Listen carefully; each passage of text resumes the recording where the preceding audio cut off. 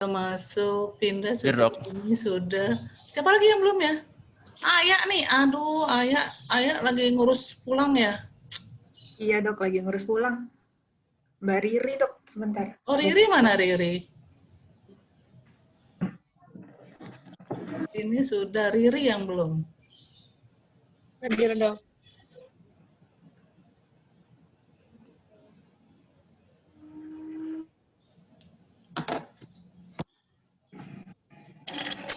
Ya, Riri. Belum dapat berita, kalian dapat ujian tanggal berapa? Katanya tanggal 13 dok, tapi belum ada pengumuman resmi sih dok. Cuman 1 hari? Ada tanggal 12, 13 sama 19, 20 dok. Kalian dapat yang 12, 13? Kemungkinan tanggal 12, 13.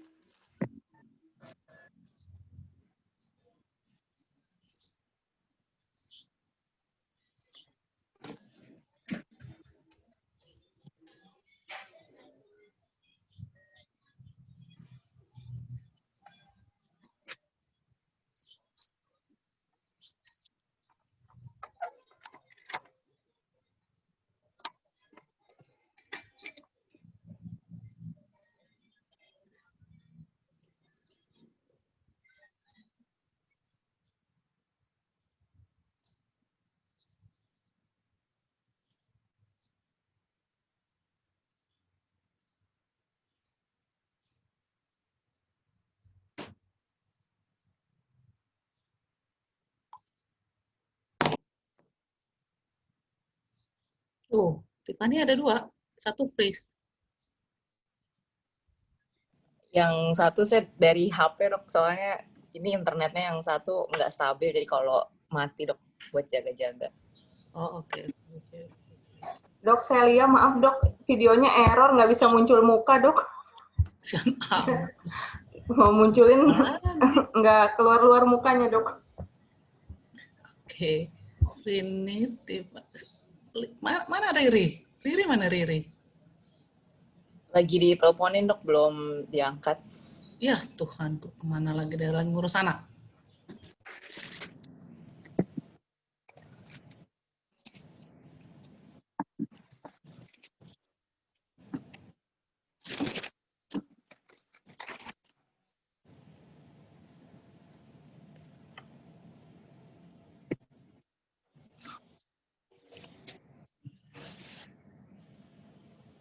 Oke, kita mulai aja kali ya. Nanti ada yang mau sholat. Isa sama siapa mau sholat? Isa sendiri, oh sama Caca kali. Caca kemana Caca? Kenapa hilang dia? Kenapa kelihatan rumahnya doang? Caca kemana dia? Ntar mau pada sembahyang. Ya, kita cuma punya waktu 1 jam nih. Ya. Oke. Ya, selamat pagi, salam sejahtera buat kita semua. Lagi dok. Belum ditentuin tanggalnya. Oke. Apa namanya? Sehat-sehat semua ya. Mudah-mudahan siapa namanya? Ayah juga sehat, udah pulang. Rini, udah negatif, Rin?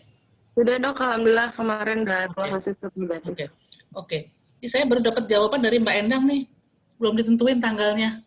Jadi kalian belum tahu dapat tanggal berapa. Ya. Jadi karena masih ada ujian OSKA minggu ini, jadi setelah ini baru mereka bisa tentuin, kan sampai 4 minggu ujian OSKA terus, Sabtu Minggu. Jadi mereka nunggu itu dulu selesai baru, jadi belum ada pembagian. Tapi apapun itu yang paling dekat kan tanggal 12 berarti dok. 12 ya? 12 itu tinggal 3 minggu lagi. Iya dok. Iya kan? Iya. Mungkin lebih cepat dari tanggal 12 nggak dok? Nah, lo udah nggak tahan loh? Enggak dok, justru mau hati-hati dok, mau waspada. Ada. Loh, saya nggak tahu malah. Malah saya nanya, yang dijadwalkan itu tanggal berapa? Saya nggak tahu, beneran nggak tahu. Karena yang pasti sampai akhir bulan ini pasti tidak. Karena apa? Karena Sabtu ini masih ada ujian OSKA.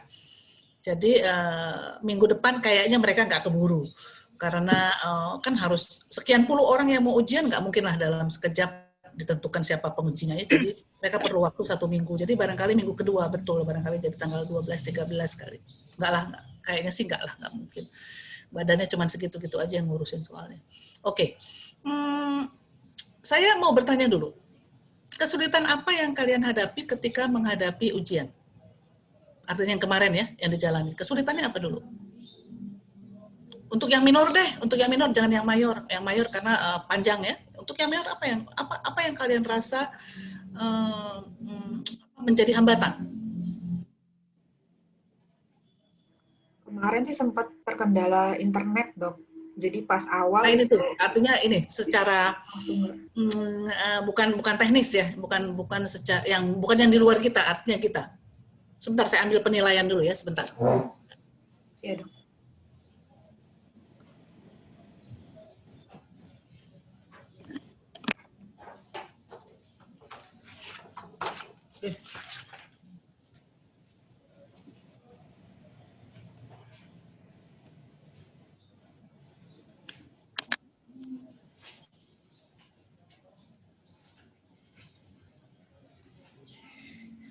Oke.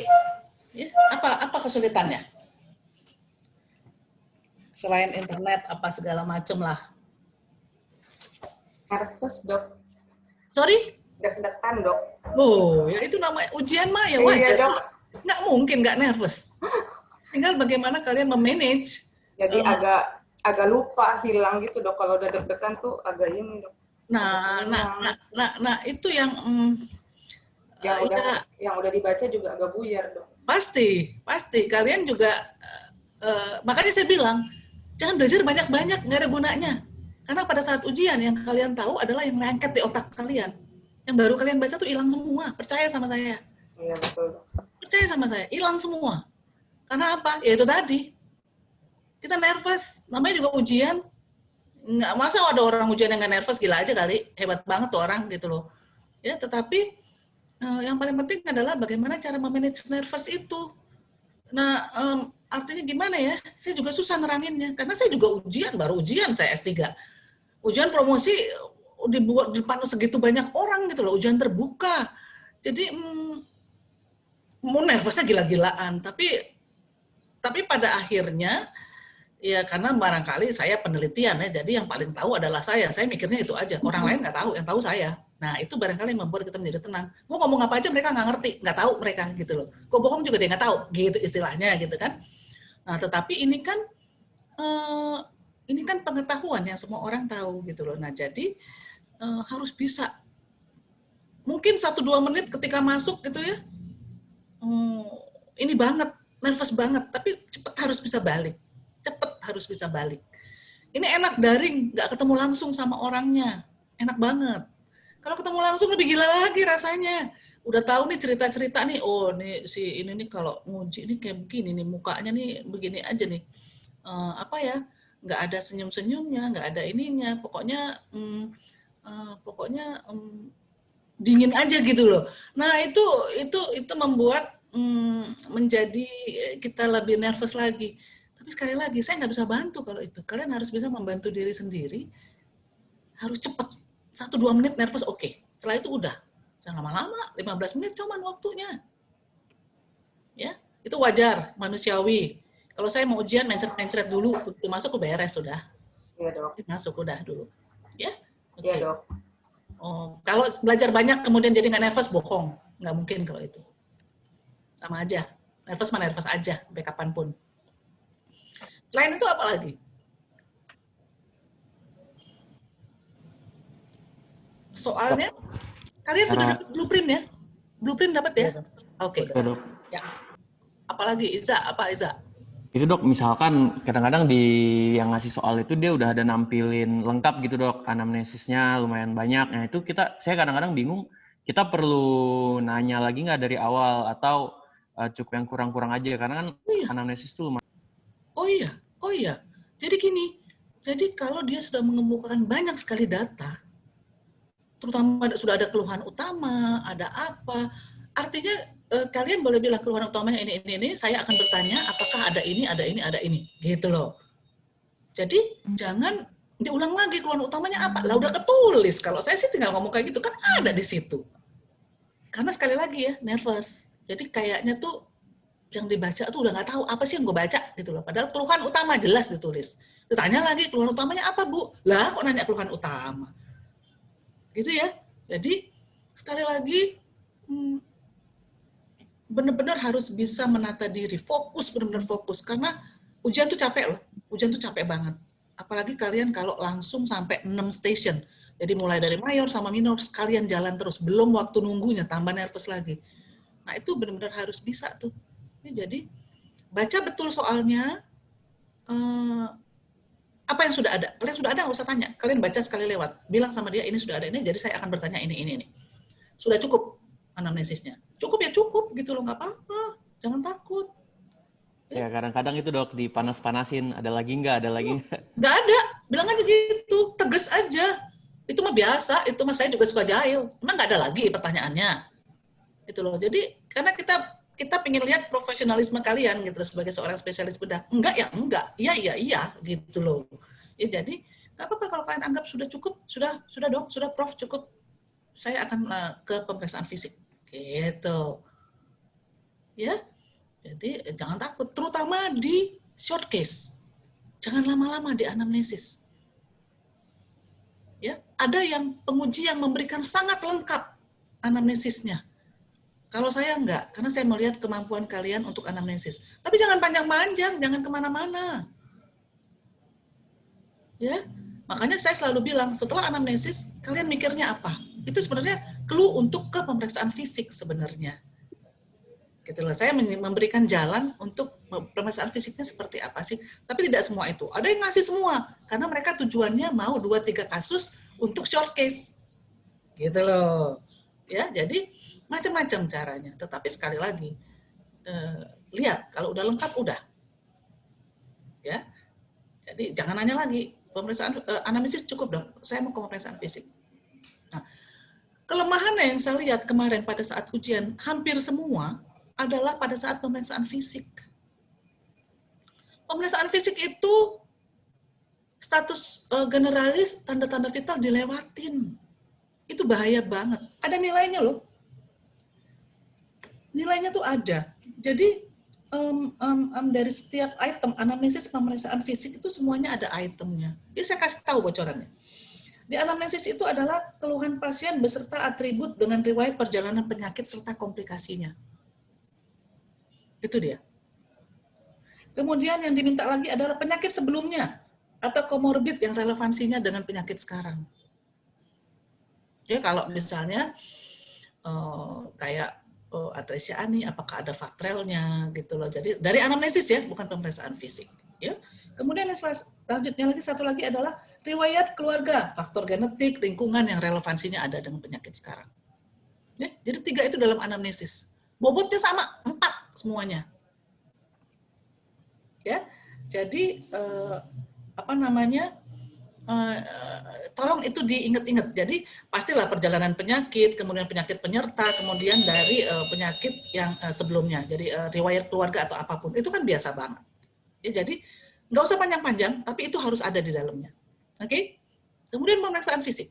Pemeriksaan fisik jangan lupa tanam di otak nih, tanam di otak status generalis tanda-tanda vital, tanam di otak. Tanda vital terutama. Pemeriksaan fisik, kalau dia bilang, ya udah semua bagus, itu nggak apa-apa. Nilai kamu sudah ada di sini. Nilainya 5 loh. Banyak. Ya, tetapi begitu kamu langsung ke pemeriksaan status lokalis, 0 nilainya.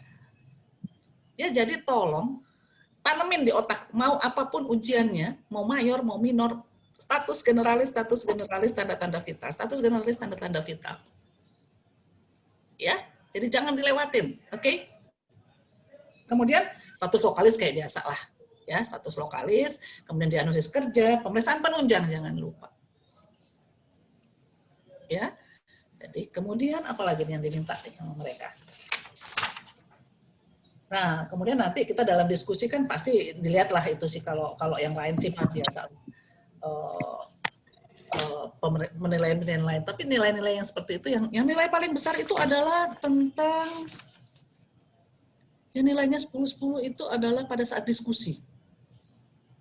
Yang paling besar adalah bagaimana kalian memecahkan masalah, artinya tata laksana pasien. Itu yang paling besar nilainya. 15 nilainya. Ya, yang lainnya tuh paling maksimal 10. Dia 15 nilainya. Jadi pada saat tata laksana itu harus runut. Mulai dari awal, mulai saat dia datang. Apalah, sebutlah. Kalau pasiennya, kalau bayi misalnya ya, pokoknya nggak boleh kedinginan, nggak boleh apa, masukin infant warmer.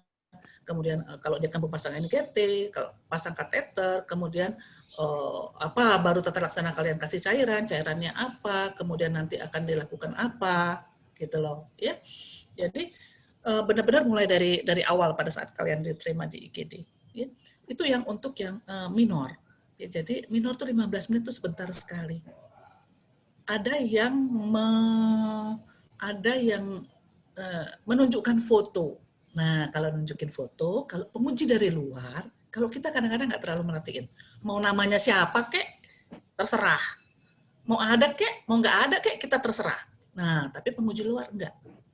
Penguji luar itu selalu minta, ketika ditunjukkan foto, lihat namanya. Ada nggak namanya? Identitas lah pokoknya. Kemudian kiri sama kanan, jangan lupa. Ya. Kemudian kontrasnya, kelihatan nggak antara tulang sama jaringan lunak? Bagus nggak? Layak nggak dibaca? Istilahnya begitulah kira-kira. Kalau dia bilang, ya udah lewatin aja tuh, baca aja langsung. Nggak apa-apa. Tapi yang jelas kalian harus mulai dari situ. Ya, ingat, karena penguji luar itu sangat diperhatikan. Identitas, kiri kanan, kemudian antara tulang sama layak dibaca atau tidak foto itu. Ya, kemudian kalau misalnya nanti di ortopedi lewat 2 sendi atau enggak, itu tuh harus dikatakan. Ya. Kalau kita sih kadang-kadang nggak terlalu merhatiin yang begituan, tapi penguji luar itu diperhatikan. Nanti akan mengulangi nilai kalian, sayang, ya, yang kecil-kecil seperti itu.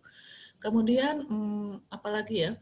Saya tidak mau secara spesifik ya memberikan kepada kalian, tetapi kemarin itu saya tuh mengeluarkan soal yang sangat biasa, itu invaginasi dengan prolaps untuk septum. Itu sangat-sangat biasa soal itu, nggak ada istimewa-istimewanya. Ya.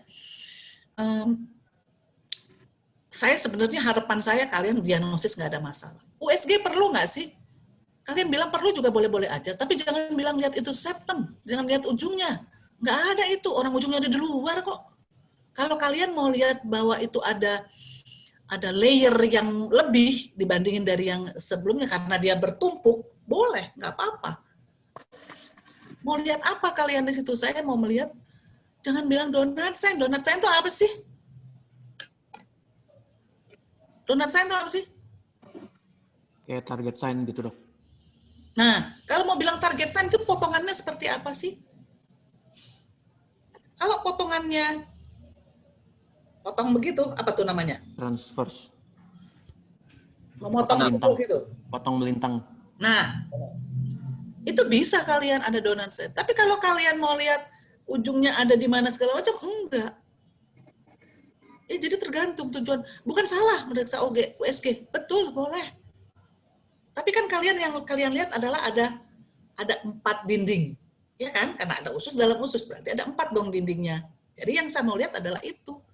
Itu juga bisa menyingkirkan diagnosis. Walaupun secara pemeriksaan fisik harusnya sudah tahu dong. Kan pemeriksaan penunjang itu hanya untuk membantu, ya kan? Nah, kemudian foto polos perlu nggak? Lu mau cari apa foto polos? Obstruksi? Boleh-boleh aja. Emang nggak ada pemeriksaan fisiknya? Sama kayak USG juga. Pemeriksaan fisik, kalau sudah misalnya, siapa kemarin yang salah? Makanya saya mengharap sekali Ayah masuk nih. Ya, Ayah nih ternyata nggak masuk nih sekarang. Ya. Pemeriksaan fisik rata-rata semua tahu lah. Cuman bahasa Indonesia ya Tuhanku, acak adut mampus deh gue. Jadi, kalian tidak bisa menerangkan apa yang kalian lakukan. Sebenarnya sudah benar gitu loh. Cuman saya jahil aja. Karena kalian bahasa Indonesia jelek banget gitu loh. Ya, jadi udah benar sebenarnya. Ya, jadi nggak ada yang salah dengan yang kalian katakan itu. Artinya jari kalian masukkan di sela antara usus yang prolaps dengan lubang anus, selesai. Nah, ketika jari yang kalian masukkan itu tidak menyentuh sesuatu, artinya tidak bisa terus masuk, maka itu berarti kan invaginasi yang prolaps. Tapi kalau misalnya kemudian ujung jari kalian itu tidak bisa maju lagi karena terbentur sama sesuatu, maka itu kan prolaps rekti. Selesai. Ya kan? Pemeriksaan penunjang perlu nggak? Nggak perlu aja, nggak buat apaan gitu loh. Ya, jadi yang seperti itu yang sebenarnya kalau kalian bisa seperti itu nilainya akan tinggi sama saya. Ya artinya analisis yang seperti itu ya. Jadi bukan karena pemeriksaan penunjang, bukan karena apa, tapi pemeriksaan dari anamnesis pemeriksaan fisik dia sudah bisa tahu. Oh oke, ini prolaps rekti atau invaginasi yang prolaps itu septum. Terus mau dioperasi, boleh nggak didorong-dorong dari luar tuh barang? Kita ngomong invaginasi ya, kita ngomong invaginasi nih. Nggak boleh dok. Ya janganlah, kalau kalian belum siap-siap tuh buka dulu, lihat dulu tuh barang apaan, lihat. Karena sekali lagi ya, barang yang dari luar yang kejepit hebat, itu kan kalian tahu takut dong reperfusion injury, ya dong, ya. Jadi harus dipotong dulu nggak sih? Kalau udah jelas non vital dipotong dok. Kalau jelas non vital betul. Kalau belum masih merah-merah kayak kemarin masih bisa kalian coba. Karena apa? Ketika kalian potong, kalian nggak tahu apa yang kalian potong itu. Ingat ya, masuknya nih mulai dari usus halus loh. Usus halus kedorong sampai keluar. Nah, ketika kalian sudah kembalikan, kalau misalnya pada suatu saat dia macet, dan kalau kalian tarik jadi apa namanya si dindingnya itu rusak semua, serosanya sobek semua, potong. Jangan dipaksa. Karena apa? Kalian merusak yang sebenarnya masih bisa kalian bisa pertahankan. Oke, ya. Jadi prinsip-prinsip yang seperti itu yang kalian harus tahu. Ya sebenarnya kalian udah tahu sih, cuman karena ujian kali ya, bingung-bingung aja semua, ngejawabnya kemana-mana gitu loh. Ya, ini kan kasus kalian yang saya ambil, bukan kasus saya. Kasus-kasus kalian kok di IGD, ya. Kemudian biasanya lagi kalau penguji luar itu suka memberikan tentang Hirschsprung. Kalau Hirschsprung harusnya kalian nggak boleh nggak bisa, oke? Ya, tidak boleh tidak bisa, harus bisa. Ya anamnesisnya apa sih? Anamnesisnya susah buang air besar, kembung, muntah. DD-nya apa? Ya tinggal baca aja bukunya Prof. Darmawan deh, baca deh tuh semua DD. Ya. Khasnya apa sih pada penyakit Hirschsprung? Ya karena sebagian besar adalah di daerah rektum sigmoid, jadi pada pemeriksaan fisik, kalau ada nyemprot ya bagus. Kalau nggak ada nyemprot, Hirschsprung nggak? Ya mungkin aja masih Hirschsprung, kenapa juga enggak? Ya tetapi kan karena sebagian besar rektum sigmoid, maka biasanya menyemprot. Pemeriksaan fisik lain ada nggak sih? Nggak ada. Karena apa? Karena ini karena obstruksi usus letak rendah. Jadi pemeriksaan fisiknya pasti sama. Ada kembungnya, ada dalam konturnya, ada dalam stavum mungkin. Jadi sama pasti. Ya. Jadi kalau mau, kalau dari rektal dari pemeriksaan colok dubur juga nggak nyemprot juga, nggak nyemprot gini ya. Pemeriksaan rektal touche atau colok dubur ketika dia nyemprot bukan berarti Hirschsprung, bukan berarti penyakit Hirschsprung, oke? Karena kalau anak-anak dengan gastroenteritis hebat, yang dilatasinya hebat, kemudian ada paralitik, kalau kalian colok pantatnya, nyemprot juga dia.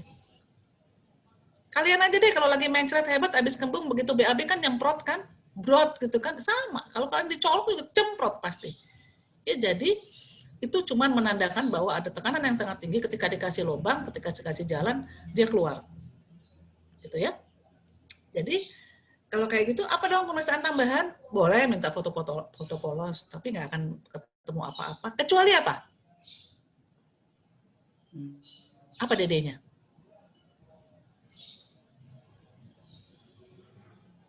Apa DD-nya? Obstruksi usus letak rendah pada bayi baru lahir, selain Hirschsprung. Selain atresia ani ya? Ya, atresia ileum. Terus? Ya kolon. Terus? Meconium plaque syndrome.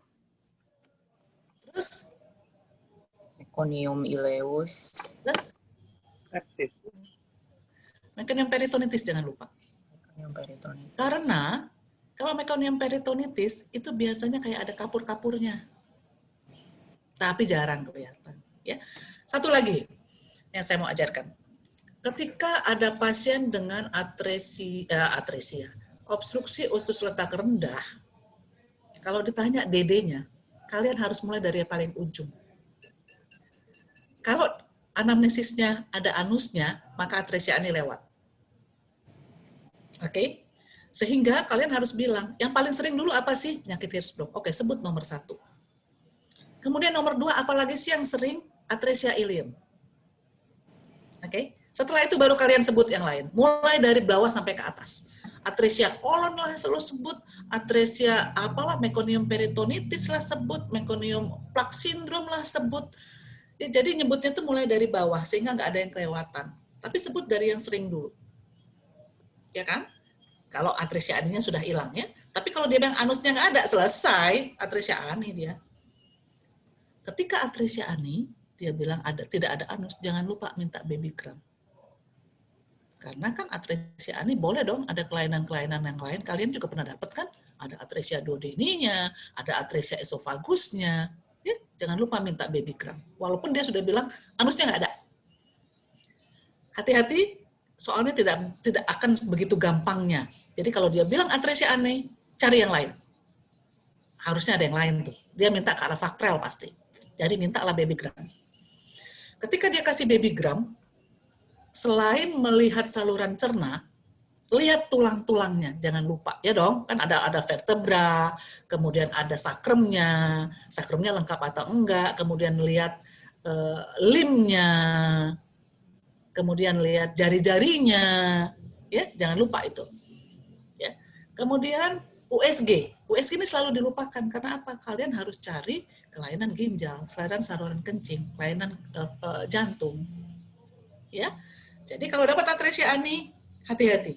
Karena dia tidak akan begitu gampangnya mengeluarkan pasien dengan atresia ani saja. Oke, ya, pasti dia minta teman-temannya tuh. Ya. Jadi saya kalau misalnya kemudian keluar lagi yang lain, apa sih atresia ileum kali. Bisa saja yang lain atau atresia apa ya, duodeni barangkali, tapi kan tata laksana awal ya kalian, kemudian rotasi rasanya sih jarang.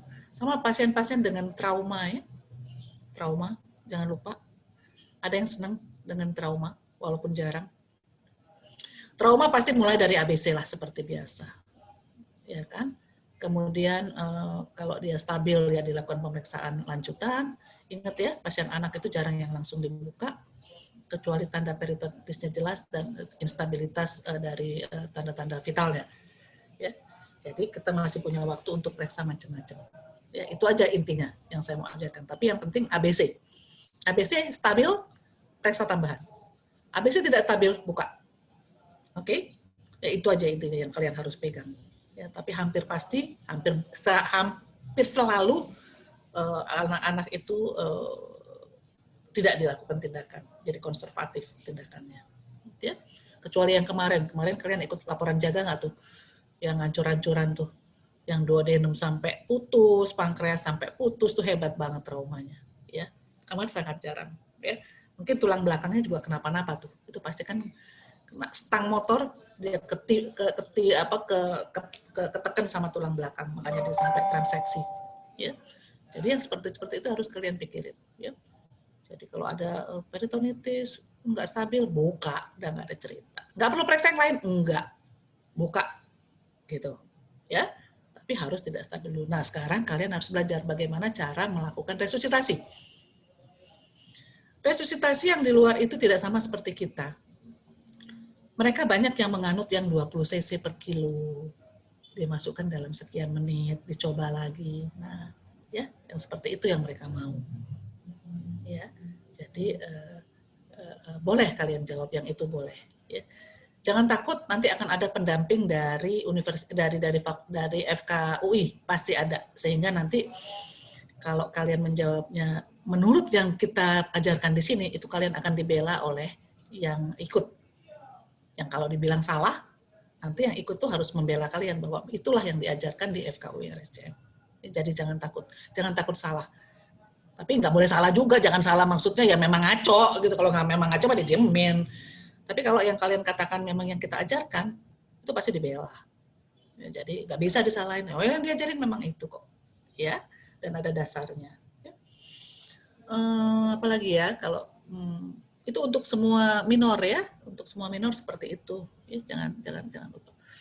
Kemudian saya rasa kalau teknik operasi sih kadang-kadang nggak sempet banget, ya.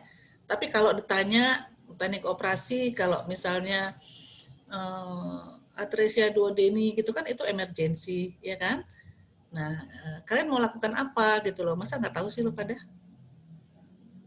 Semi elektif lah, apa sih?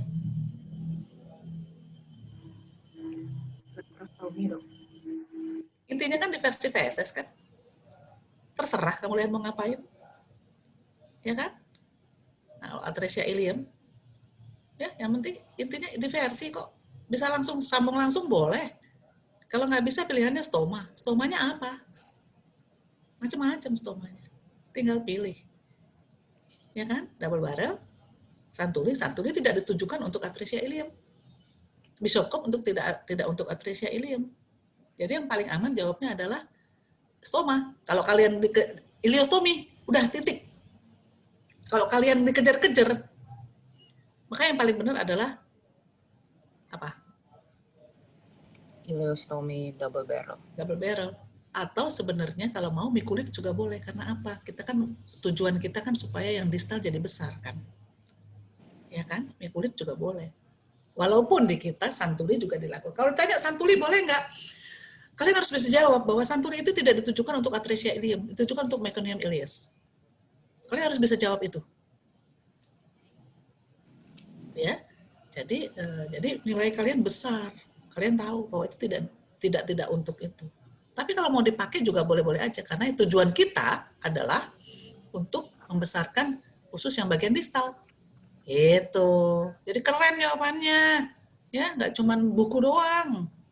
Ya. Kalau pakai mikulit boleh nggak? Boleh-boleh aja mikulit, nggak ada salahnya kan ada kakinya. Kakinya kan, nah mikulit yang kita ajarkan itu tidak seperti mikulit yang benar-benar. Mikulit benar-benar itu dipotong di tengah-tengah. Tapi kalau yang kita ajarkan adalah kaki-kakinya yang kita jadiin satu, kita potong di bawah sini. Ya, jadi itu yang kita ajarkan. Boleh-boleh aja mikulit juga boleh. Pokoknya apapun yang kalian lakukan silakan, tetapi yang penting tujuannya adalah untuk supaya bagian distalnya bisa lebih cepat membesar sehingga kita bisa buat nanti pada suatu saat kontinuitas antara ilium sama kolonnya. Itu aja intinya. Ya. Saya kira yang buat kalian sih itu kalau atresia duodeni kayaknya enggak ya. Kalian enggak sampai ke tata laksana sampai operasi karena itu tidak emergensi. Ya kan? Atresia ilium, atresia duodenum, atresia satu lagi apa? Atresia yeyenom itu masih bisa kalian dekompresi. Ya, oke. Apalagi tentang bedah pediatri yang masih bingung? Tumor kayaknya enggak terlalu banyak lah. Tapi ya baca bolehlah 3 tumor itu ya, 3 tumor retroperitoneal itu jangan lupa. Ya bagaimana cara membedakannya, itu aja yang kalian harus belajar. Rasanya sih enggak sih kalau tumor mah jarang yang ngeluarin. Karena enggak emergensi. Kita cari pasien-pasien yang emergensi kok. Yang kalian sebagai seorang dokter spesialis bedah harus bisa menangani. Jadi kalau tumor kan kalian bisa langsung kirim. Pasiennya udah datang juga kadang-kadang biasanya kan nggak sakit biasanya, mau pasiennya mah jalan biasanya. Ya, jadi yang seperti itu yang kita cari biasanya soal-soal itu. Apalagi yang kalian bingung? Dok, ya. Boleh minta mungkin diajarin yang paling bener gitu kalau untuk cairan dok, terapi cairan. Oh. Yang cairan yang mana? Yang kayak kemarin soal mungkin mirip kayak kemarin aja dok, maksudnya reasoningnya terus ya itu biar benar-benar tahu yang benernya yang gimana. Ya sebenarnya reasoning itu saya nggak tahu ya apakah penguji luar lain juga seperti saya ditanya kenapa gitu ya. Tetapi apa namanya? Tapi ya kalian boleh tahu lah. Artinya gini. Apa sih yang kalian susah kemarin menjawab pertanyaan dari saya tentang cairan? Apa yang susah? Ngitung cairan mah nggak ada susah-susahnya. Apa yang susah lagi? Apa yang nggak bisa? Kasih tahu sama saya. Kemarin dokter nanya, Dok, kalau untuk yang rehidrasi, kan dikaliinnya kan berat badan dalam gram. Nah, kenapa itu? Itu pertanyaan saya iseng banget tuh. Selalu saya tanya tuh. Kenapa itu? Karena mungkin dari berat Rini yang udah pernah sama saya. Karena satuan gram itu disetarakan dengan satuan 1 ml. Itu yang saya mau jawabannya. Bukan sama dengan. Setara. Jadi apa dok? Maaf dok, setara dok. Setara. Bukan sama dengan dok. Bukan. Tidak sama dengan. Setara. Gimana caranya mililiter sama gram itu sama dengan? Nggak mungkin. Setara betul. Setara dia. Tidak sama dengan. Kan kalau kalian belajar waktu SMA, emang tulisannya sama dengan. Tulisannya apa? Tandanya apa? Setara kan? Bukan sama dengan kan? Dulu. Ya. Jadi hal-hal kecil seperti itu, karena sekali lagi ya, kita ilmuwan. Kita harus bisa menunjukkan yang sebenarnya. Kayaknya sih kecil. Sama dengan sama setara apa sih bedanya? Beda jauh. Beda jauh. Ya. Kemudian kemarin apalagi yang saya jahil nanyain? Apalagi siapa? Kiki, apa yang bingung lagi? Kemarin cairannya mau dikasih apa dok yang buat rehidrasinya? Nah, dikasih RL kan? Kalian bilang RL kan? Iya. Kenapa pakai RL? Pertanyaan kan saya kan biasa banget gitu loh. Kenapa pakai RL? Sama dengan cairan fisiologis tubuh kan? Gitu kan? Nah, sekarang kalau saya balik tanyanya, kalau pada bayi dikasih ringer laktat, kalau kalian bekerja di rumah sakit kayak RSCMD, semua punya, kalian kasih ringer laktat. Bayi ini, katanya sesuai dengan cairan fisiologis. Bayi baru lahir sakit ya, apapun lah penyakitnya.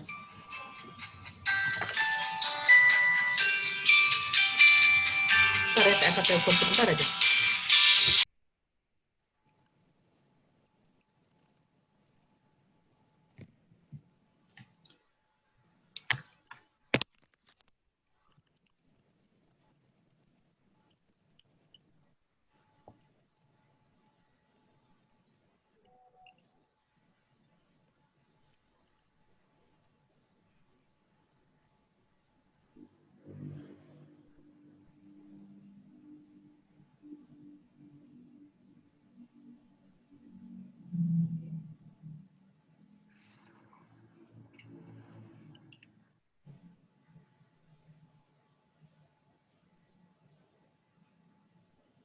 Oke, terus jadi kalau anak gimana dong? Bayi. Pakai ringer asetat ya dok ya? Hah? Pakai ringer asetat kalau. Kenapa dikasih ringer asetat? Karena itu dok, kalau laktat kan nanti akan menumpuk. Kalau diberikan ringer laktat, laktatnya akan menumpuk di hati dok. Terus? Metabolismenya di hati. Terus? Sedangkan pada bayi itu fungsi hatinya belum sempurna seperti pada pasien anak. Iya. Ya, jadi kalau kita punya pilihan, kasihlah yang sudah jadi. Kenapa ringer asetat? Kenapa asetat? Kenapa memang kalau laktat ditimbun oke, tapi kenapa asetat? Kenapa diciptakan yang asetat?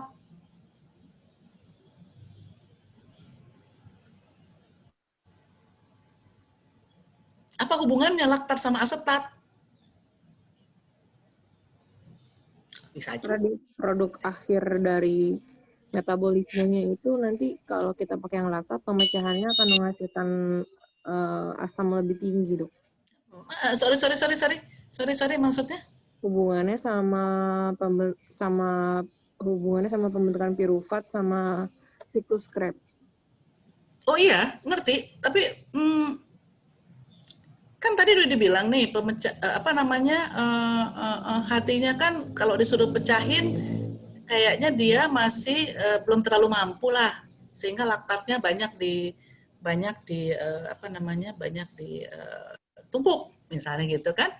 Jadi kerja hatinya lebih berat, orang dia udah sakit berat, kerja hati suruh berat lagi, suruh ngancurin tuh laktat. Nah sekarang pertanyaan saya, kenapa asetat? Apa hubungannya laktat sama asetat? Kenapa diciptakan ringer asetat?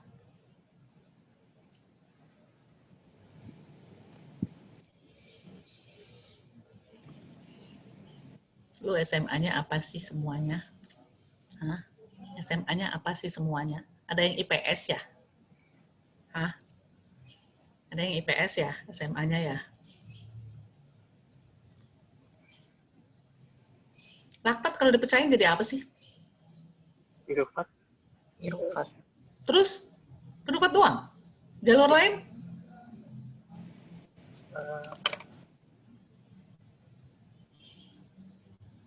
Atau jalur sebelumnya?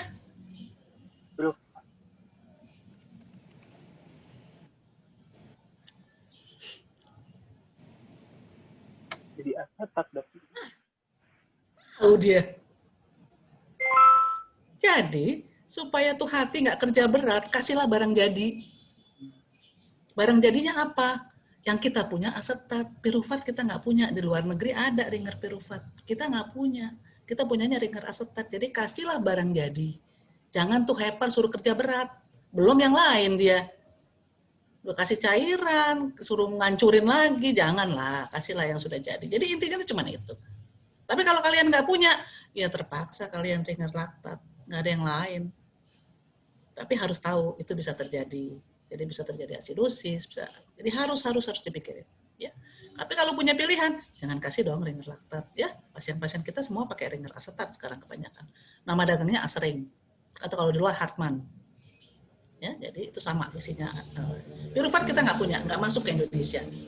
Yang ada adalah asetat, ringer asetat. Ya, jadi ceritanya seperti itu. Itu pengetahuan dasar yang kalian harus tahu ya. Sebenarnya dari SMA sih itu ya sebenarnya ya. Apalagi yang bingung tentang cairan? Ngitung cairan masih bingung? Masa iya sih? Enggak lah kalau ngitung cairan. Nah sekarang satu lagi. Kapan elektrolit harus diperbaiki? Setelah kita kasih maintenance rehidrasi itu dok, kita nilai ulang dulu elektrolitnya. Kenapa? Kita aja dia udah setelah kita rehidrasi yang tadinya dia hipo gitu misalnya bisa ikut naik dok. Kenapa bisa begitu? Kenapa bisa begitu? Karena di cairan ringer asetat, ringer laktat gitu kan ada elektrolitnya juga dok. Apalagi? Yang gampang-gampang dulu deh. Natrium ada di mana sih? Kalium ada di mana sih? Intrasel. Kalium intrasel. Kapan sih mereka akan keluar?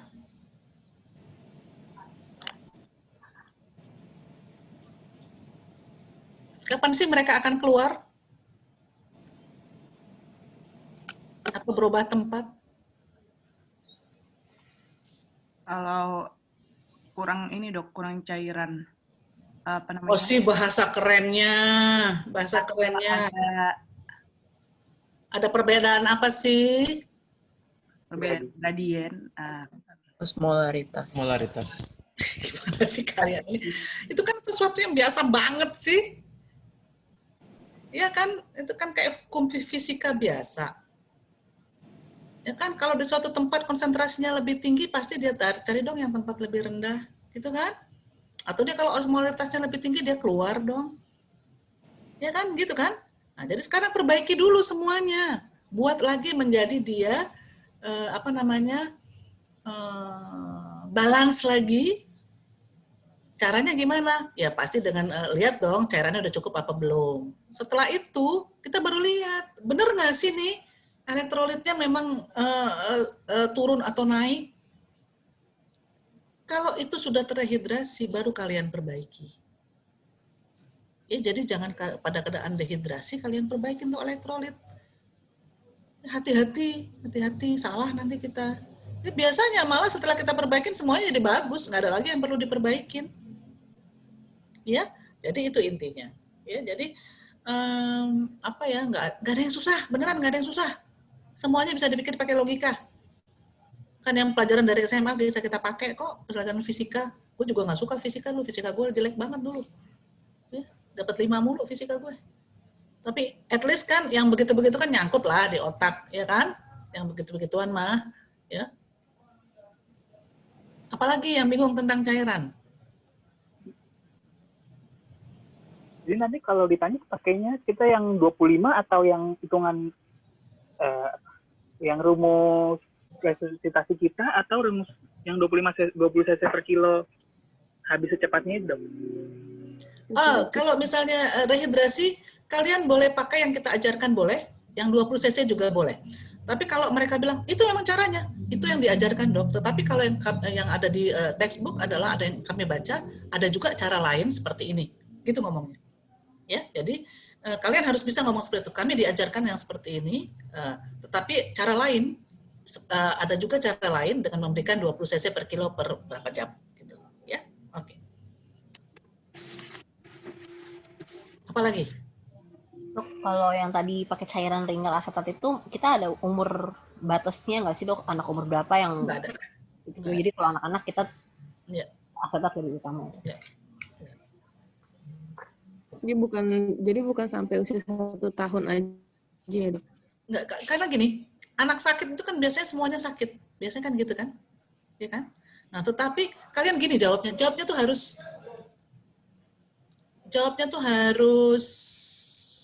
diplomasi. Kalau saya boleh memilih, maka saya akan berikan ringer asetat karena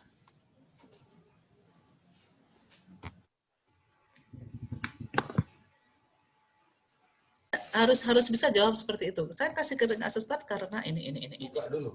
Ya. Kalau misalnya tidak ada pilihan, maka saya akan tetap berikan ringer laktat. Ya. Memang betul kata dokter ini, ya, di atas 1 tahun kita sebenarnya sudah boleh sih kasih ringer laktat, boleh-boleh aja, gitu. Ya. Karena anak itu kan heparnya itu menjadi lebih seperti yang seharusnya itu kira-kira 6 bulan sampai 1 tahun dia udah bagus heparnya. Tapi ini anak sakit, gitu ya. Kalau anak sakit, masa yang sakit cuman perutnya doang? Enggak dong, kan sebadan-badan dia sakit, ya kan? Jadi kalau masih boleh sih, boleh pakai ringer asetat. Kalau nggak ada, ya ringer laktat. Gitu ya. Tapi kalian boleh jawab. Dengan ringer laktat juga boleh. Mereka nggak akan sampai ke sana lah nanyanya, nggak kayak gue jahil. Enggak. Kalian jawab ringer laktat juga udah cukup. Asal jangan jawab NaCl 0,9% ya. Nah itu kayak bisa-bisa mereka jerit tuh. Tapi kalau kalian jawab RR mah udahlah selesai. Nggak ada yang jahil. Saya doang yang jahil. Kalau gituan mah, nanya begituan mah gue doang yang jahil. Di nasional gue juga jahil. Begitu aja gue nanyanya, iseng. Ya, sama satu lagi, pertanyaan di nasional yang selalu saya keluarkan adalah pasangnya nasogastric tube. Emang obstruksinya ada di mana sih? Misalnya atresia ilium. Buat apa tuh NGT? Gimana jawabnya? Orang yang buntu di ilium kok yang pakai NGT, nasogastric tube atau orogastric tube. Kan cuma tube dari oral sampai ke gaster. Yang buntu di ilium. Jadi buat apa tuh OGT atau NGT? Buat apa? Ini pertanyaan saya di ujian nasional. Susah banget jawab. Buat apa? Masih ada produksi saliva, terus cairan gaster untuk mengeluarkan cairan tersebut, dok, dekompresi lambungnya. Maksudnya? Walaupun dia ada atresia, tapi kan masih ada produksi cairan mulai dari mulut sampai gaster, dok. Jadi untuk mengurangi mengeluarkan cairan tersebut, dok. Jadi nggak bertambah banyak yang di dalam. Iya benar jawabannya. Tapi susah banget tuh nggak keluar tuh jawaban itu. Itu kan fisiologi. Pertanyaan saya, mereka jawabnya selalu gini. Untuk mengeluarkan cairan di lambung. Oke, saya sedot cairan lambung, habis itu saya lepas dong OGT-nya. Kan nggak perlu lagi. Udah kosong. Kan bisa saya ngomong kayak gitu. Kalau untuk mengeluarkan cairan yang di lambung, sedot aja. Udah gitu lepas dong. Ngapain dipasang-pasang? Tapi kalau kalian jawab bahwa cairan lambung itu akan tetap diproduksi walaupun tanpa ada apa-apa pun dalam sekian jam. Sehingga untuk mencegah supaya tidak terjadi muntah atau kemudian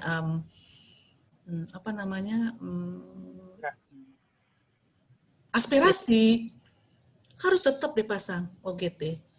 Ya, jadi tapi bukan untuk mengempeskan si isi perut, enggak, isi lambung yang kita kurangin, karena itu cairan asam.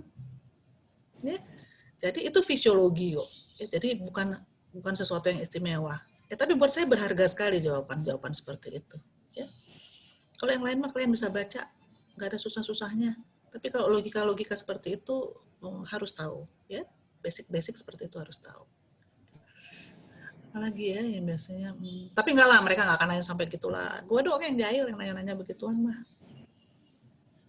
Yang penting kalian kasusnya sampai bisa baca foto ya, jangan lupa baca foto tentang atresia ilium, tentang penyakit Hirschsprung, tentang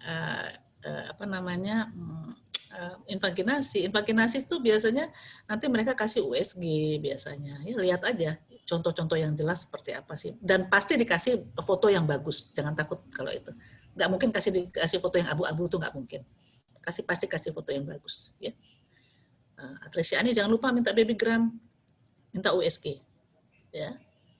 Penyakit Hirschsprung jangan bilang kita mencari diagnosis memakai barium enema. Ya, jangan mengatakan tetap PA. Terus barium enema buat apa dong? Buat menentukan levelnya.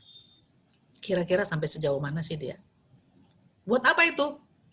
Buat kita menentukan nanti, memperkirakan berapa banyak yang akan kita buang dan memperkirakan teknik operasi kita apa yang paling bagus.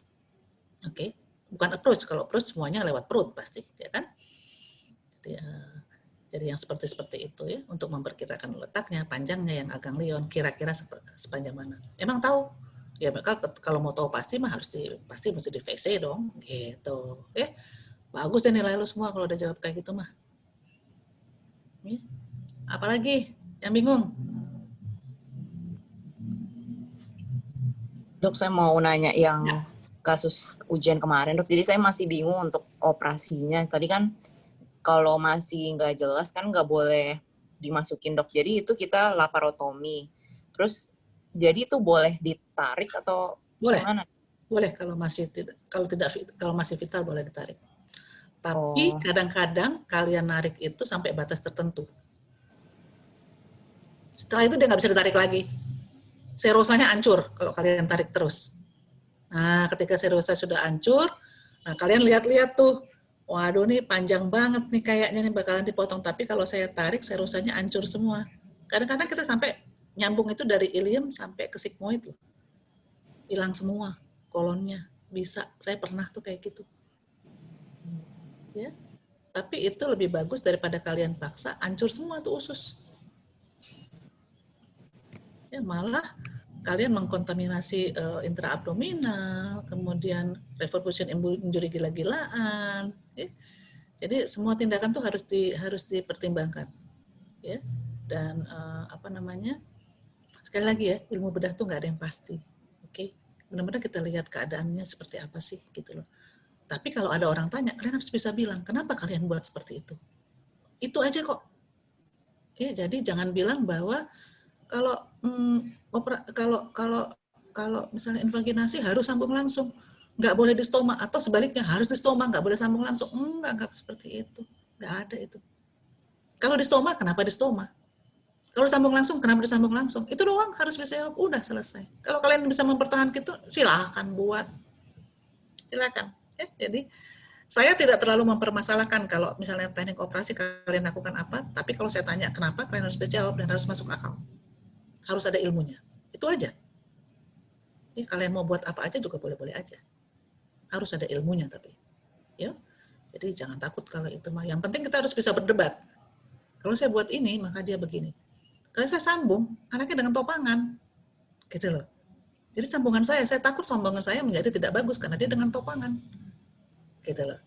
Makanya saya stoma. Sebaliknya, saya nggak sambung. Saya sambung langsung karena apa? Anaknya bagus, nggak ada masalah. Walaupun diskrepensinya hebat. Misalnya ini udem segala macam, nggak apa-apa. Saya tetap sambung langsung. Karena saya tahu akan jadi tetap bisa bagus gitu. Jadi tidak menghalangi saya untuk sambung langsung. Jadi udem itu tidak menghalangi kalian untuk melakukan sambung langsung, enggak. Jadi jangan bilang karena udem terus nggak kamu sambung, enggak boleh itu.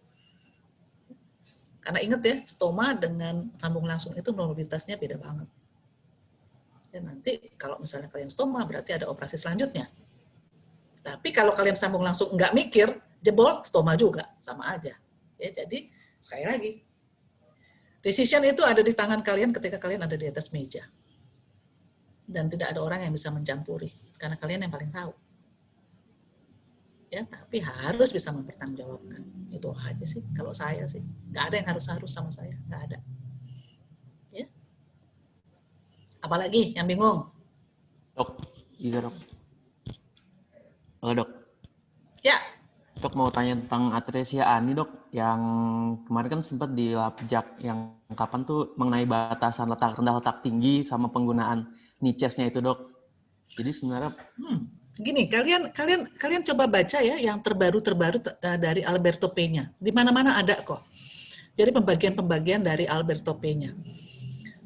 Alberto Peña tidak pernah lagi mengatakan letak tinggi sama letak rendah. Jadi benar-benar dia mengatakan ada di mana letaknya. Recto uretra, recto vesica, recto bulbar, atau recto perineal, recto vestibular, atau atresia ani tanpa fistel dengan jarak lebih dari 1 cm atau kurang dari 1 cm.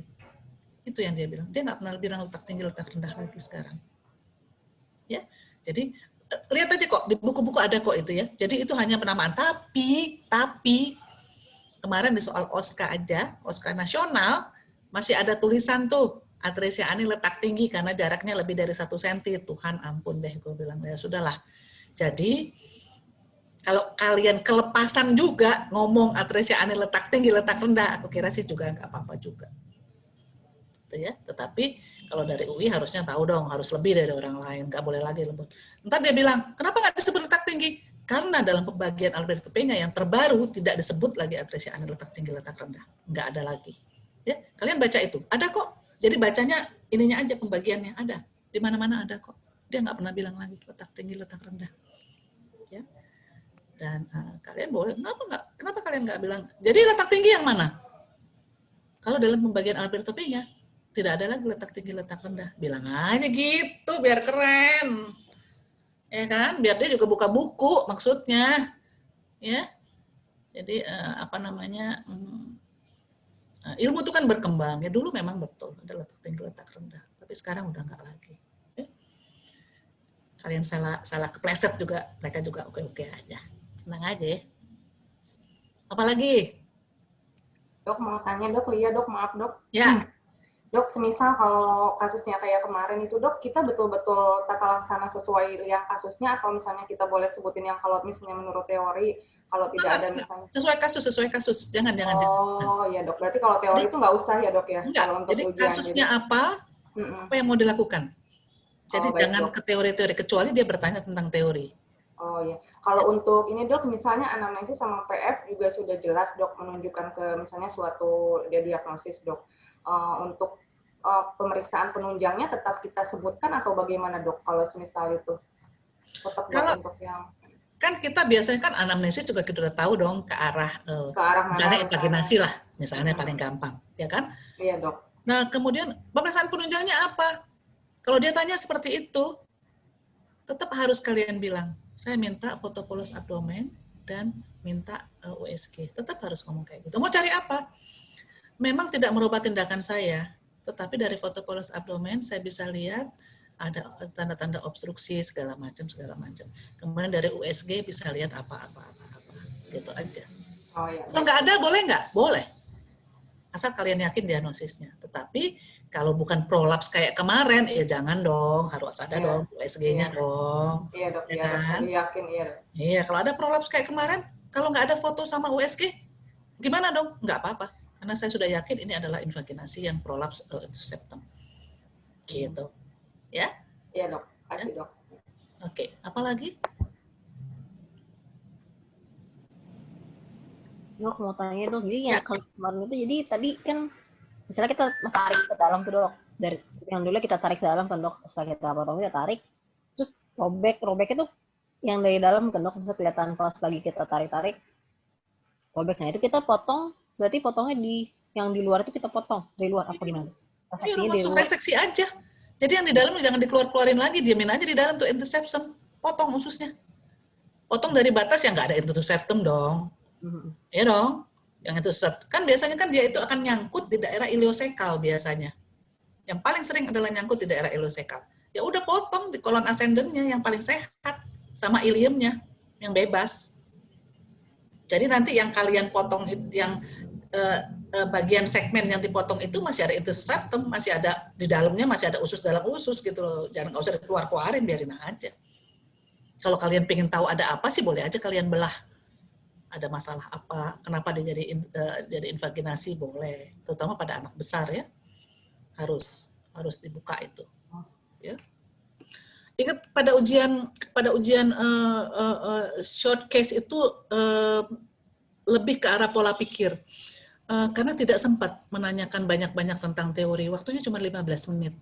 Ya, jadi jangan takut, jangan terlalu banyak baca juga, tetapi pola pikirnya yang harus diatur. Ya, nggak mungkin lah, nggak bisa, dia paling tanya dikit-dikit aja.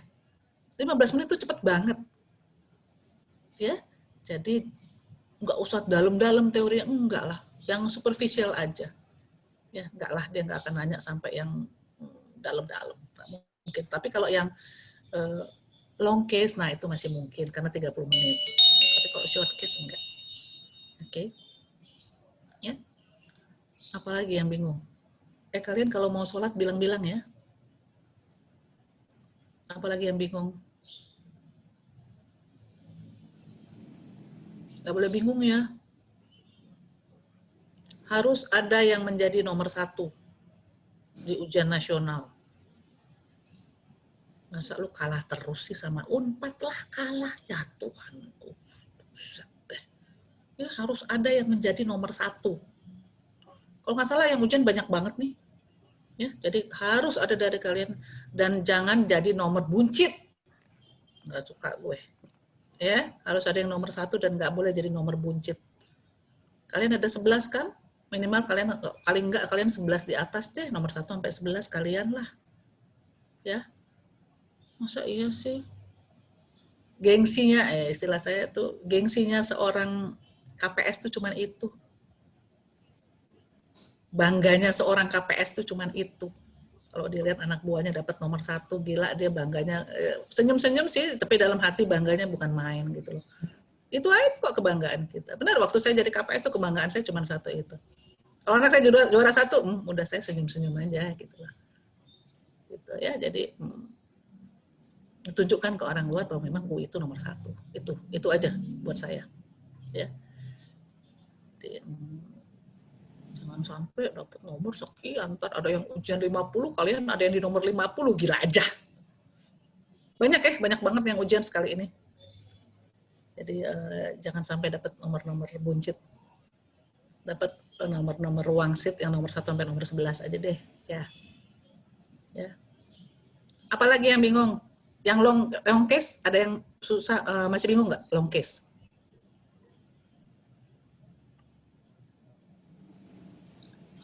Long case ada yang susah? Artinya kemarin sih keluarnya standar sih dok. Onko, breast sama tiroid, terus onko itu kemarin tuh onko tuh hati-hati ya. Onko itu kalau nggak salah kadang-kadang tumor jaringan lunak suka keluar tuh kayak apa ya? Sarkoma. Ya sarkoma. Jadi baca-bacalah dikit ya sarkoma. Dulu saya ujian nasional tahu ininya apa?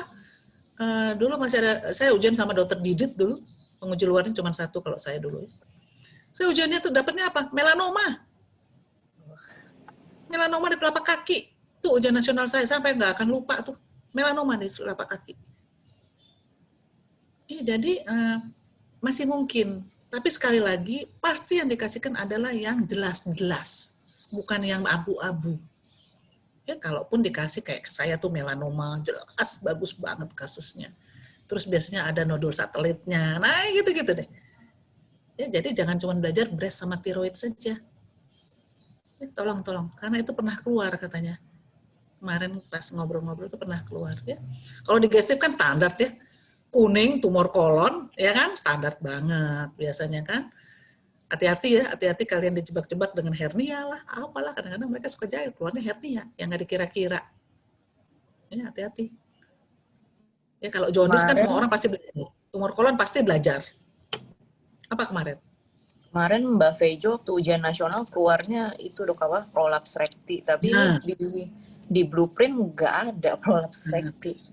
Ya sebenarnya itu yang paling ini yang paling. Tapi kan prolaps rekti kalian dapat kan di ini mana di kayak di bedah anak gitu kan, bedah pediatri kan, kira-kira tahu lah apa sih penyebabnya prolaps rekti itu, ya kan? Ada lah. Ya ilmunya nyangkut dikit lah. Ya kan harusnya sih nggak beda-beda jauh lah teorinya sama dewasa mah. Ya jangan langsung takut. Ya, prolaps rekti, enggak lah, nggak apa-apa. Ya, tapi kan itu biasanya ada sampai di mana dia harus tahu, gitu kan? Walaupun di blueprint nggak ada. Nah itu sebenarnya bisa protes tuh KPS-nya. Di blueprint kan nggak ada prolaps rekti, gitu kan? Tapi jangan lupa, mungkin di tempat lain ada. Coba lihat di bedah pediatri, ada nggak prolaps rekti? Jangan-jangan ada. Ya, jadi yang seperti itu kalian harus lihat ya. Tapi apapun soal yang keluar, ingatlah itu adalah kasus yang sehari-hari kalian hadapi. Ya, jadi jangan yang spesifik banget kayak tumor gaster. Tumor gaster kok nggak salah pernah keluar. Nah itu juga saya bilang gila aja tumor gaster. Saya mau lihat apa ya nggak apa-apa sih. Mau diapain gitu loh. Emergensinya paling sampai situ. Ya, jadi apa saja boleh keluar, tetapi kalian harus tahu emergensinya ada atau tidak. Itu aja dulu nomor 1. Ya, apa yang kalian bisa lakukan sebagai seorang dokter umum, bedah umum itu aja. Jadi jangan spesifik sampai harus diapain, enggak lah, mereka nggak akan nanya sampai ke sana. Ya. Oke, apalagi? Kalian tanya-tanya kalau nanti sudah dapat namanya, saya udah bilang sama Novi, itu nanti harus tahu bocoran nama penguji. Bocoran nama penguji, bukan cari soal. Tapi nama penguji kalian wajib tahu. Untuk apa? Kalian harus tahu dia maunya apa. Oke. Karena penguji A senangnya ini, penguji B senangnya ini. Nah, kalian bertanyanya kemana? Ya ke pusat pendidikannya. Ya, kalau misalnya dapat penguji dari Surabaya, lo carilah siapa yang punya teman di Surabaya, PPDS di Surabaya, gitu. Carilah dia biasanya sukanya apa sih? Dia maunya jawabnya seperti apa sih? Gitu. Ya, jadi nggak perlu tahu soalnya, tapi minimal kita tahu. Oh dia senangnya ini, gitu. Ya. Itu yang saya maksud dengan harus tahu penguji nasionalnya siapa. Dengan tahu penguji nasional pasti tahu dong topik yang akan diujikan apa saja. Ya dong. Nggak mungkin saya nguji toraks tuh nggak mungkin gitu loh. Kalau saya nguji berarti bedah pediatri ada gitu. Gitu caranya. Jangan tanya yang bakalan diuji topiknya apa, nggak bakalan dikasih. Pengujinya siapa? Gampang. Tentu tahu topik, ya topiknya berarti ini gitu. Ya, harus ada tekniknya tuh, kalau ntar nggak bisa dapet tuh. Ntar saya coba gerilya juga sama Mbak Endang. Mbak Endang janji soalnya nanti kalau sudah ada ini ngasih tahu ke saya. Saya suka gerilya biasanya. Iseng ntar saya nanya-nanya ke Mbak Endang ya. Mungkin kalian akan dipecah ya ujiannya karena ada 11 orang, nggak mungkin di satu tempat. Tapi nggak apa-apa lah, orang lewat di Zoom kok. Mau di mana juga, mau di Papua juga nggak apa-apa, orang lewat Zoom kok. Nggak tahu masuk wilayah mana kalian, maksud saya itu. Kan ada 4 wilayah. Ya. Kalau kalian masuk wilayah selain wilayah 2 mah, merdeka abis. Masuk wilayah 2, masuk kandang macan, orang males, takut masuk wilayah 2, kandang macan. Kalau kalian keluar mah aman, merdeka, tentrem. Kalau sampai nggak dapat juara 1 di tempat luar sana, nah itu biasanya saya ngomel tuh, kelewatan. Kelewatan. Tapi biar wilayah 2, tapi pengujinya kan tetap senasional kan ya dok, dari semua wilayah. Iya, wilayah 2 tuh wilayah yang paling ditakutin. Karena itu isinya UI, UNPAD, UGM, sama Undip, isinya itu. Orang takut sekali masuk ke wilayah 2. Gitu ceritanya. Atau penguji dari wilayah 2, kalau keluar itu lumayan tuh orang. Kan nggak mungkin kita nguji anak kita sendiri. Jadi penguji dari wilayah 2 tuh pasti keluar semua. Nggak mungkin yang uji anak-anaknya sendiri, gitu. Terutama dari UI biasanya. Tapi ada pendampingnya nggak sih dok? Maksudnya Pasti, dari UI kalau pasti kayak tadi ada pendamping. Nah biasanya itu diminta satu dari mayor, satu dari minor biasanya pendampingnya. Pasti ada pendamping. Jangan takut kalau itu. Oh tapi nggak di tiap pos gitu dok, ada misalnya ada dari. Ya memang nggak, karena kan masih. Jadi kalau kayaknya misalnya gini, kalau misalnya dari kan ada 4 center kan di satu wilayah. Jadi misalnya beda anaknya dari Jakarta, nanti pendamping untuk ortopedi dari mana gitu. Tapi kalau kita mau mengirim pendamping, artinya gini, saya mau semua stasiun ada yang dampingin, gitu misalnya. Di Gestif ada, di Onco ada, di mana-mana ada, boleh-boleh aja orang lewat Zoom kok. Kan nggak apa-apa. Kalau dulu kan masalah biaya. Kalau lewat Zoom kan enggak. Boleh dong. Saya mau dong, anak saya lihatin ujiannya kayak apa sih. Karena saya takut nanti mereka menjawab sesuai yang kita ajarkan, terus disalahkan. Gitu. Boleh, nggak apa-apa. Ya. Jadi di setiap station ada pendamping dari UI misalnya gitu, maunya boleh-boleh aja. Kan lewat Zoom, nggak bisa bantuin kalian juga. Ya kan? Kita cuma melihat, cuma mengamati. Itu loh, ya. Boleh aja sih kalau itu. Yang menguji 2 kok nanti, jangan takut ya. Menguji 2 kok. Jadi jangan takut mereka sangat subjektif, enggak juga. Ada 2 orang. Di masing-masing station itu ada 2 orang yang menguji. Untuk semua station. Apalagi? Udah mau sholat nih, Iza sama si Caca nih. Apalagi? Kalau invaginasi dok, kalau misalnya dia nggak prolaps kayak yang kasus kemarin, terus nggak ada peritonitis, nggak obstruksi, kita ngomong dilakukan reduksi dengan boleh, harus. hemostatik dulu? Harus. Kalau kalian curiga dia invaginasi dari anamnesis dan pemeriksaan fisik, kemudian dari foto, dari pemeriksaan punca kalian curiga, tetapi tidak ada tanda-tanda peritonitis, kalian harus bilang dicoba dengan reduksi secara manual. Manual itu kan pneumatik bisa, semua bisa. Terapi non operatif. Ya bukan, jadi jangan bilang konservatif ya, jangan bilang konservatif. Terapi non operatif. Ya. Nah, tetapi kalian harus bilang ketika dilakukan apapun itulah kalian mau lakukan yang manual reduksi itu harus tetap dipersiapkan kamar operasi, karena kalau dia gagal maka harus langsung dilakukan tindakan operasi. Ya, jadi harus ngomong seperti itu. Ya, kalau tidak ada tanda-tanda peritonitis harus ngomong reduksi dulu. Reduksinya cara apa? Macam-macam. Ya, bisa pakai air, bisa pakai udara, bisa pakai barium. Terus ininya apa namanya? Untuk tahu dia lepas apa enggak pakai apa? Yang paling tidak invasif adalah USG, bukan invasif, sorry, yang tidak ada apa namanya radiasi, USG, bisa USG. Atau kalau tidak bisa pakai USG ya fluoroskopi. Nah, kalian harus tahu juga bagaimana kalau dia sudah rilis, apa tandanya kalau sudah rilis, harus baca, harus tahu itu, ya. Dan kapan dibilang dia tidak berhasil, ya, baca aja sekali lewat itu mah. Cepat kok itu bacanya. Ya, harus ngomong dari reduksi terapi non operatif.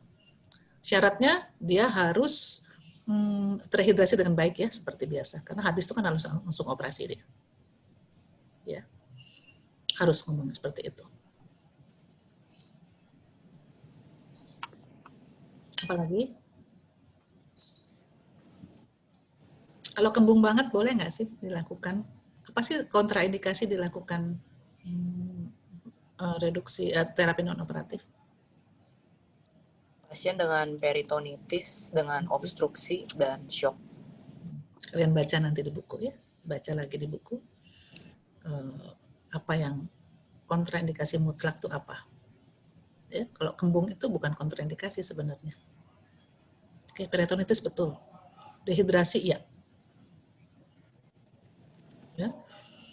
Kalau kembung masih bisa, kecuali apa namanya sudah melenting hebat kalau datang ke kalau di Indonesia kan sudah melenting hebat, udah kayak balon perutnya. Berarti kan kencang banget sudah. Ya, bisa perforasi dia nanti. Ya. Jadi baca teorinya sekali lewat ya. Kontraindikasinya apa? Jadi yang perlu kalian baca itu kontraindikasinya apa, kemudian kapan dia dikatakan berhasil. Ya baca aja itu sekali lewat. Ya. Apalagi? Dok, maaf dok, tanya untuk omfalokel atau gastrosisis ada nggak dok? Bisa. Bisa. Ada dok? Bisa. Gastrosisis itu kan emergensi. Ya kan? Iya dok. Intinya kan kalau gastrosisis itu bagaimana caranya dia nggak boleh kedinginan, cairannya harus cukup, nggak boleh infeksi. Ya itu aja sih, tinggal diterjemahkan aja. Ya kan? Iya dok. Kalau bisa ditutup ya tutup, kalau nggak bisa ditutup ya udah jangan ditutup. Gitu, pakein ini aja, pakai apa namanya? Pakai silobek kek, pakai apa kek, ya kan? Kalau yang paling ideal ya tutup pakai kulit. Kalau nggak bisa, ya tutup pakai apa deh? Gitu kan? Yang penting dia jangan evaporasi, jangan infeksi. Udah, intinya itu aja. Bisa banget. Omfalokel ruptur dengan gastrosisis harus bisa membedakannya. Lihat aja pusernya. Kalau pusernya ada, berarti di omfalokel ruptur. Kalau dia pusernya, kebalik. Kalau pusernya bagus, berarti di gastrosisis. Kalau dia ruptur tapi pusernya di tempat tapi dia ruptur di puser, maka itu adalah omfalokel. Ya.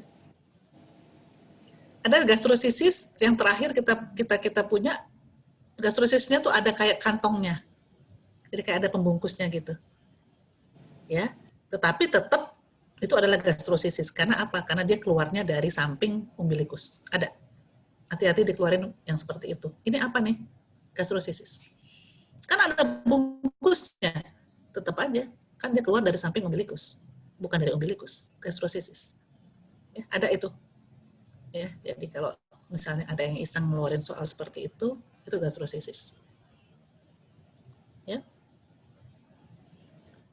Apalagi?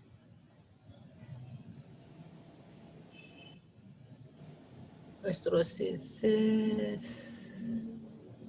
Ada yang suka ngeluarin appendix loh, appendicitis, jangan lupa ya. Kalau minta foto jangan, biasanya kalau misalnya kalian nggak mau minta foto, nah itu hati-hati tuh kalau dia ngomong kayak gitu, jangan-jangan ada fekolit tuh, dia mau nunjukin. Berarti mintanya dari ronsen abdomen polos dulu aja kan dok, baru appendikogram. Boleh. Jangan minta appendikogram. Appendikogram tantar. Karena appendikogram itu kan biasanya diperuntukkan untuk appendicitis kronis. Biasanya gitu kan. Nah, itu tidak semua menganut ada appendicitis kronis. Jadi jangan ngomong-ngomong appendikogram.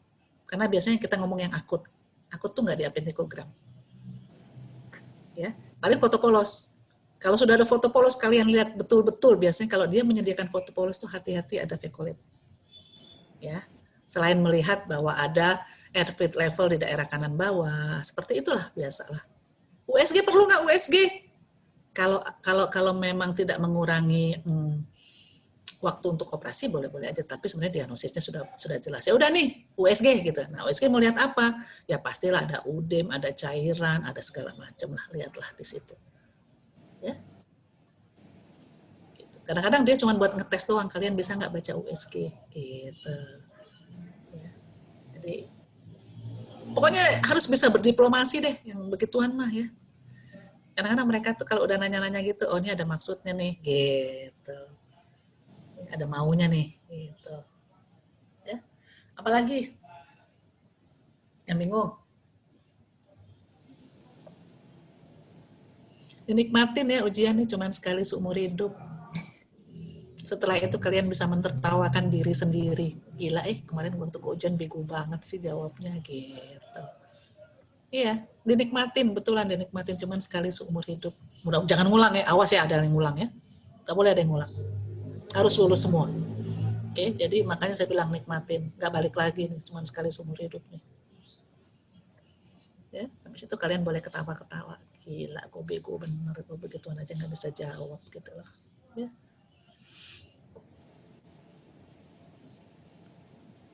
Apalagi yang bingung?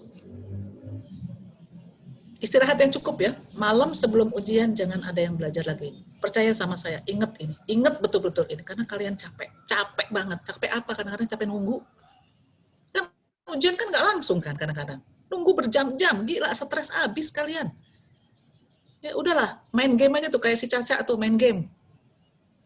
Ya, ketahuan main game. Atau yang cewek-cewek nonton drama Korea deh. Gue aja demen lah nonton drama Korea, enak. Buat hiburan, nggak mikir. Beneran nih, beneran. Ya, jadi kalian harus istirahat cukup, makan yang cukup. Hati-hati ya, jangan mencret-mencret, jangan makan yang spicy, apalah yang kalian bisa bikin kalian mencret. Itu aja sih pesan saya. Ya. Tidur yang cukup, itu nomor 1. Tidur yang cukup. Kalau nggak, kalian nggak bisa mikir, capek banget, percaya sama saya. Capek banget.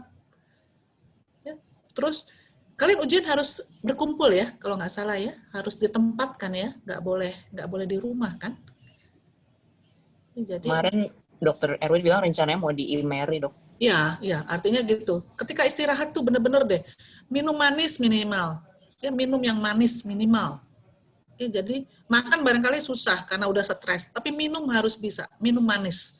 Ya, sediain deh. Aduh, gila deh, capek banget ujian. Dulu saya ujian nasional sendirian, nggak ada temennya. Jadi langsung selesai semuanya, beres, nggak mikir. Sekarang saya lihat bisa nunggu sampai 3 jam. Pusat, saya bilang gila banget. Ya, stres loh, stres banget. Udah gitu lihat orang, deh gila enak banget ya udah selesai ya. Apa ya ujiannya? Alah, udahlah macam-macam mikirnya. Ya, terus nggak usah ngobrol antar kalian, terus ngobrolin pelajaran gitu ya. Aduh, jorok banget deh. Udah ngobrolin yang lain aja sih, ntar kalian lagi istirahat ngobrolin pelajaran lagi. Ih, ngapain juga. Gak ada gunanya lagi.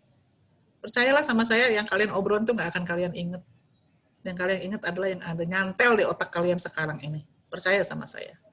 Ya, saya udah ujian sampai S3, percuma beneran, serius, nggak ada gunanya, capek doang kita, stres doang, baca ini, kok gue nggak tahu ya ini ya, baca lagi ini, kok gue nggak tahu ya ini ya, nggak tahu semua,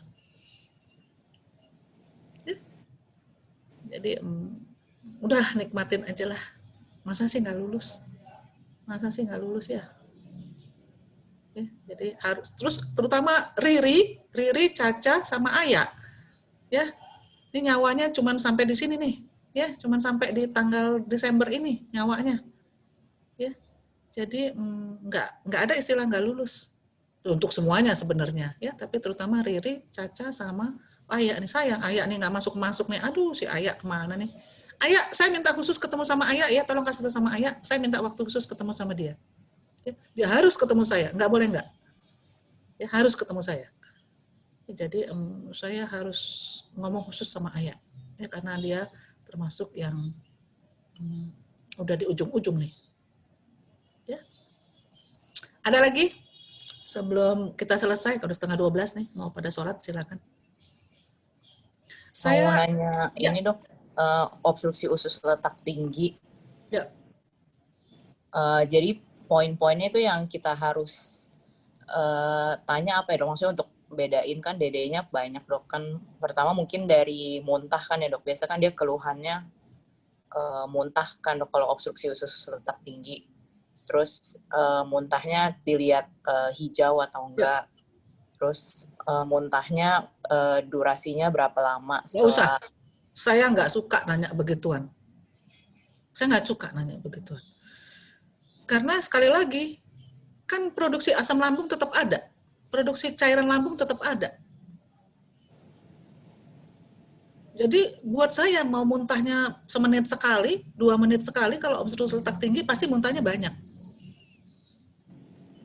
Gitu loh. Ya, jadi kan kita udah tahu, kalau obstruksi usus letak tinggi, maka dia kembungnya hampir nggak kelihatan, tapi muntah terus warnanya hijau. Misalnya nih, yang warna hijau nih yang paling gampang. Ya, kembung adalah kadang-kadang, tapi begitu dia muntah hilang kembungnya. Udah pasti obstruksi letak tinggi. Jadi kita ngomongnya gini, obstruksi usus setinggi level duodenum, pars 2. Karena apa? Karena dia muntah hijau. Apa aja itu? Ya lo sebutlah semuanya. Jangan nyebut gaster ya. Di daerah duodenum aja sebut. Apa sih yang paling banyak? Jangan lupa malrotasi sebut. Karena bisa juga. Setinggi level duodenum. Mungkin nggak masih di daerah, di bawah level duodenum maksud saya. Level duodenum ke bawah. Ya kan? Tapi karena ada kembung, nggak mungkin dong atresia, nggak ada kembung, nggak mungkin dong atresia ileum. Atresia senum masih mungkin nggak ya? Mungkin kalau dia cukup tinggi. Tapi kalau udah yang di bawah-bawah yang deket sama ileum, ya enggak lah, kembung lah dia pasti. Tapi pasti setinggi duodenum pars 2 minimal. Karena apa? Muntahnya hijau. Ya kan? Nah, seperti itu. Tapi kalau muntahnya nggak hijau, ya di atas levelnya duodenum pasti. Level duodenum pars 2, apa itu? Lalu sebutlah semua, termasuk gaster. Jangan nyebut HPS. Kalau baru lahir, kenapa jangan nyebut HPS? HPS onsetnya baru setelah 2 minggu. Iya. Jadi jangan nyebut HPS kalau baru lahir. Sebutlah yang lain. Atresia duodeni masih mungkin nggak? Mungkin kalau di pars 1. Ya kan? Atau gastric outlet obstruction. Nah, baca tuh apa aja. Jangan nyebut HPS sekali lagi. Kan gastric outlet obstruction ada kan? Ya? Nah, seperti itu cara menjawabnya. Ya, jadi obstruksi usus tinggi duodenum pars 2. DD-nya adalah ini. Gitu. Ya, udah dia nggak nanya lagi, udah diem dia. Pani nanya, udah mau diapain pasien? Gitu, tata laksana. Kalau duodenum kan kalian kan emergensinya nggak ada, kecuali malrotasi. Kami harus pastikan bahwa ini malrotasi atau caranya gimana? Caranya foto polos dulu. Foto polos lihat apa? Ada scatter. Tapi masih mungkin juga stenosis duodeni. Jadi caranya gimana dong? Nah, kalau kita diajarkan biasanya pakai barium enema, ya kan? Lihat posisi sekemnya kan? Nah, tetapi kalau di buku-buku, kalau penguji luar, mintanya barium mil atau mil apalah, kontras mil. Karena di buku kontras mil yang kebanyakan disebut. Mau cari apa? Nah, kalian baca tuh, mau dicari apa. Kalau itu tidak ada, kalau foto polos tidak ada scattered sign, memang double bubble, maka yang akan saya lakukan adalah ini. Tapi kalau misalnya saya curiga ada scattered sign, kemudian saya bisa melakukan pemeriksaan lanjutan, saya akan pemeriksaan lanjutan. Kalau nggak ada, saya buka. Karena saya curiga ada malrotasi. Malrotasi itu tidak selalu diikuti dengan misalnya takikardi atau apa segala macam. Kalau dia ada takikardi, dia volvulus berarti. Ya, jadi kalau anaknya letargi banget datang, kemudian muntahnya kadang-kadang warnanya coklat gitu ya, anaknya lemes, nadinya cepat, hati-hati. Itu dia mau ngomong tentang volvulus. Volvulus kalau malrotasi. Ya, jadi ada emergensinya. Kalau itu yang terjadi, buka. Caranya gimana? Oh, bacalah, masa nggak tahu ya. Ya. Karena kalau volvulus midgut kita minta USG boleh dok? Boleh. Kalau tidak mengubah, kalau misalnya tidak menunda operasi, boleh. USG Doppler, kalau punya. Lihat pembuluh darahnya. Ya, atau kalau misalnya malrotasi juga boleh kalian minta. Daripada memakai kontras-kontrasan, kan sekarang kita udah punya USG. USG mau lihat apa? Ya baca dong. Ya kan? Lihat pembuluh darahnya. Lihat arteri mesentrika superiornya ada di mana. Ya kan? Lihatlah. Pakai Doppler. USG Doppler. Ya. Oke. Itu lebih bagus kalau ada. Kalau nggak ada, ya udah terpaksa periksa yang tadi. Ya. Jadi mulai dari non-invasif dulu. Boleh. Kalian bilang, saya minta USG. Kalau saya curiga ini malrotasi, saya minta USG. Nggak punya? Dia bilang gitu. Oke. Terpaksa periksa yang lain. Tapi kalau anaknya jelek, nggak usah periksa apa-apa lagi. Kalau nggak ada USG, ya udah, buka. Ya. Oke. Lagi. Jadi harus tahu ya, kalau letak tinggi seperti apa, letak rendah seperti apa, obstruksi maksud saya. Kalau letak tinggi biasanya kembungnya hampir nggak ada. Atau tidak diperhatikan. Sebenarnya ada biasanya mah. Apalagi? Dok, maaf dok, tanya dok Lia. Kalau semisal untuk short test yang waktunya 15 menit pendek, itu kita kemungkinan mungkin disuruh ngitung nggak sih dok? Apa cuma pakem-pakem kamu pakai apa? Enggak lah, nggak akan ngitung-ngitung, nggak akan ngitung-ngitung. Cuman bagaimana caranya, nggak perlu di angkanya. Oh iya, jadi ngitung nggak mungkin. Nggak sempet. Iya dok. Ya. Lu ngitung juga udah nggak bisa lagi, lu tambah 1 tambah 1 5, ntar lu bilang. Udah stres dok, iya dok. Iya, nggak bisa lu ngitung. Oke, Dok. Apalagi? Gini, kan ujian kalian masih panjang. Masih 3 minggu lagi. Ya. Kalau ada sesuatu atau kalian merasa ada yang mau dibicarakan lagi tentang bedah pediatri, karena kemungkinan besar bedah pediatri ada pada saat ujian nasional nanti. Saya bersedia kapan saja, kita sesuaikan waktu aja. Oke? Ya, jadi tidak terbatas hanya hari ini saja. Kalau misalnya kalian rasa masih ada yang mau dibicarakan, masih ada yang mau ditanyakan, saya dengan senang hati akan membantu kalian. Ya, apalagi kalau kalian sudah tahu siapa pengujinya bedah anaknya. Ya, saya kira-kira tahu lah kalau dia maunya mah ini gitu. Oh, dia nanyanya mah sampai di sini aja gitu. Saya kira-kira tahu lah itu. Ya. Jadi mungkin sedikit membantu kalian ketika ujian nanti. Minimal buat beban moralnya sedikit berkurang. Ya, kalau udah tahu pengujinya siapa, saya sudah kasih clue-cluenya gitu ya, mudah-mudahan bisa lah. Ya. Tapi siapapun pengujinya jangan takut, tidak ada yang seganas dari UI. Percaya sama saya. Ya, percaya sama saya. Dari UI udah paling ganas. Ya.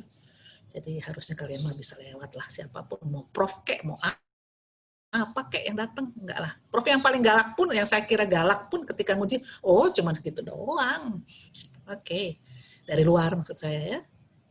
Cuman segitu doang gitu loh. Oke. Dan nggak susah pertanyaannya.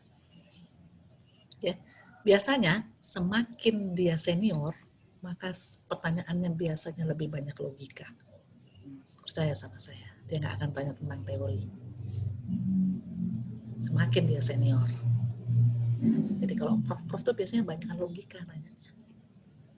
Ya. Jadi jangan takut kalian bolong-bolong sama pengetahuan mah, jangan takut. Ya. Tapi jangan sampai anak mesis bolong-bolong, pemeriksaan fisik bingung. Aduh, selesai deh. Saking gugupnya. Ya. Oke ya. Caca sama Isa, sholat sana. Ya. Ya. Ya dok, mau doa dok. Ya, buset deh. Oh, jadi mentang-mentang lo ujian baru minta doa. Selama ini kan doa lo, payah lo semua. Ntar Tuhan juga bingung nih, anak nih kagak pernah muncul, sekarang tiba-tiba muncul. Emang dia siapa? Dia bilang gitu. Ntar enggak lah, Tuhan baik banget kok ya. Pasti bantulah. Walaupun kita nggak inget, ya pasti inget kok sama kita. Kita aja suka lupa-lupa sama dia. Dia nggak pernah lupa sama kita. Oke, ya jadi kapan saja, setiap saat ya. Saya minta tolong ya, kasih tahu ke Ayah. Dia suruh WA saya harus ketemu dia. Ya, nggak boleh nggak ketemu, harus ketemu dia. Ntar kalau dia nggak bisa jawab, saya merasa bersalah kelas berat. Ya, oke. Ya, sampai ketemu lagi. Selamat siang, terima kasih banyak. Sehat-sehat terus sampai nanti ujian nasional ya. Terima kasih banyak dok. Sama-sama.